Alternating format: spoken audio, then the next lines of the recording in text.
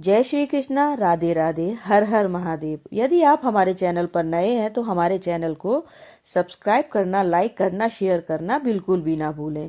तो अब हम सुनाने वाले हैं आपको महाशिवरात्रि व्रत कथा। तो चलिए सुनते हैं। प्राचीन काल में एक शिकारी जानवरों का शिकार करके अपने कुटुंब का पालन पोषण करता था। एक रोज वह जंगल में शिकार के लिए निकला, लेकिन दिन भर भाग दौड़ करने पर भी उसे कोई शिकार प्राप्त न हुआ। वह भूख प्यास से व्याकुल होने लगा। शिकार की वाट निहारता निहारता वह एक तालाब के किनारे बेल वृक्ष पर अपना पड़ाव बनाने लगा। बेल वृक्ष के नीचे शिवलिंग था जो बिल्व पत्रों से ढका हुआ था। शिकारी को इस बात का ज्ञान न था। पड़ाव बनाते बनाते उसने जो टहनियां तोड़ी थी वे संयोग से शिवलिंग पे जा गिरी। शिकार की राह देखता देखता वह बिल्व पत्र पेड़ से पत्ते तोड़ तोड़ कर शिवलिंग पर अर्पित करता गया। दिन भर भूखे प्यासे शिकारी का व्रत भी हो गया और शिवलिंग पर बेलपत्र भी चढ़ गया। इस तरह वह अनजाने में किए गए पुण्य का भागी बन गया। रात्रि का एक पहर व्यतीत होते होते होने लगा पर एक गर्भणी मृगी तालाब पर पानी पीने आई। शिकारी ने धनुष पर तीर चढ़ाकर ज्यों ही प्रत्यंचा खींची, मृगी बोली, शिकारी मुझे मत मारो, मैं गर्भिणी हूँ, शीघ्र ही प्रसव करूंगी। तुम एक साथ दो जीवों की हत्या करोगे जो ठीक नहीं है। मैं अपने बच्चे का जन्म देकर शीघ्र ही तुम्हारे पास वापस आ जाऊंगी, तब तुम मुझे मार लेना। शिकारी को हिरनी सच्ची लगी। उसने तुरंत प्रत्यंचा ढीली कर दी और मृगी झाड़ियों में लुप्त हो गई। कुछ समय उपरांत एक और मृगी उधर से निकली। शिकारी बहुत खुश हुआ कि अब तो शिकार मिल गया। समीप आने पर उसने धनुष पर बाण चढ़ाया। मृगी ने विनम्रता पूर्वक निवेदन किया, हे शिकारी, मैं थोड़ी देर पहले ही ऋतु से निवृत्त हुई हूँ, कामातुर बिरहड़ी हूँ, अपने प्रिय की खोज में भटक रही हूँ। मैं अपने पति से मिलकर शीघ्र ही तुम्हारे पास आ जाऊंगी। शिकारी ने उसे भी जाने दिया। 2 बार अपने शिकार को उसने स्वयं खो दिया। उसका माथा ठनका, वह चिंता में पड़ गया। रात्रि का आखिरी पहर बीत रहा था। तभी एक अन्य मृगी अपने बच्चों के साथ उधर से निकली। शिकारी के लिए यह स्वर्णिम अवसर था। उसने धनुष पर तीर चढ़ाने में देर न लगाई। वह तीर छोड़ने ही वाला था कि मृगी बोली, हे शिकारी, मैं इन बच्चों के पिता को हवाले करके लौट आऊंगी, इस समय मुझे मत मार। शिकारी हंसा और बोला, सामने आए शिकार को छोड़ दूं, मैं ऐसा मूर्ख नहीं। इससे पहले मैं 2 बार अपना शिकार खो चुका हूँ। मेरे बच्चे भूख भूख प्यास से तड़प रहे होंगे।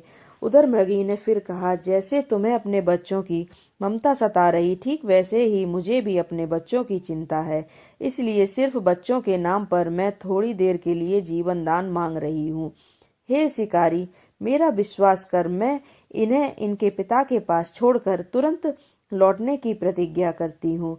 मृगी का दीन स्वर सुनकर शिकारी को उस पर दया आ गई।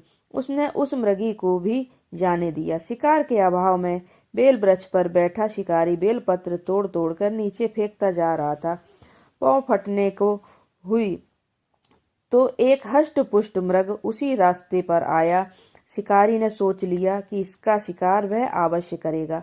शिकारी की तनी प्रत्यंचा देखकर मृग विनीत सुर में बोला, हे शिकारी भाई, यदि तुमने मुझसे पूर्व आने वाली 3 मृगियों तथा छोटे छोटे बच्चों को मार डाला है तो मुझे भी मारने में विलंब न करो, ताकि मैं उनके वियोग में मुझे एक क्षण भी दुख न सहना पड़े। मैं उन मृगियों का पति हूँ। यदि तुमने उन्हें जीवन दान दिया है तो मुझे भी कुछ क्षण जीवन दान देने की कृपा करो। मैं उनसे मिलकर तुम्हारे सामने उपस्थित हो जाऊंगा। मृग की बात सुनते ही शिकारी के सामने पूरी रात का घटना चक्र घूम गया। उसने सारी कथा मृग को सुना दी। जब मृग ने कहा, मेरी तीनों पत्नियां जिस प्रकार प्रतिज्ञाबद्ध हो गई हैं, मेरी मृत्यु से अपने धर्म का पालन नहीं कर पाएंगी। अतः जैसे तुमने उन्हें विश्वास पात्र मानकर छोड़ा है, वैसे ही मुझे भी जाने दो। मैं उन सब के साथ तुम्हारे सामने शीघ्र ही उपस्थित होता हूँ। उपवास, रात्रि जागरण तथा शिवलिंग पर बेलपत्र चढ़ाने से शिकारी का हिंसक हृदय निर्मल हो गया था। उसमें भगवत शक्ति का वास हो गया था। धनुष तथा बाण उसके हाथ से सहज ही छूट गए। भगवान शिव की अनुकंपा से उसका हिंसक हृदय कारुणिक भावों से भर गया। वह अपने अतीत के कर्मों को याद करके पश्चाताप की ज्वाला में जलने लगा। थोड़ी ही देर बाद मृग सब परिवार शिकारी के समक्ष उपस्थित हो गया ताकि वह उनका शिकार कर सके, किंतु जंगली पशुओं को ऐसी सत्यता, सात्विकता एवं सामूहिक प्रेम भावना देखकर शिकारी को बड़ी ग्लानि हुई। उसके नेत्रों से आंसुओं की झड़ी लग गई। उस मृग पे दया कर कर परिवार को ना मारकर शिकारी ने अपने कठोर हृदय को जीव हिंसा से हटा सदा के लिए कोमल एवं दयालु बना लिया। देवलोक से समस्त देव समाज भी इस घटना को देख रहा था। घटना की परिणति होते ही देवी देवताओं ने पुष्प की वर्षा की। तब शिकारी तथा मृग परिवार मोक्ष को प्राप्त हुए।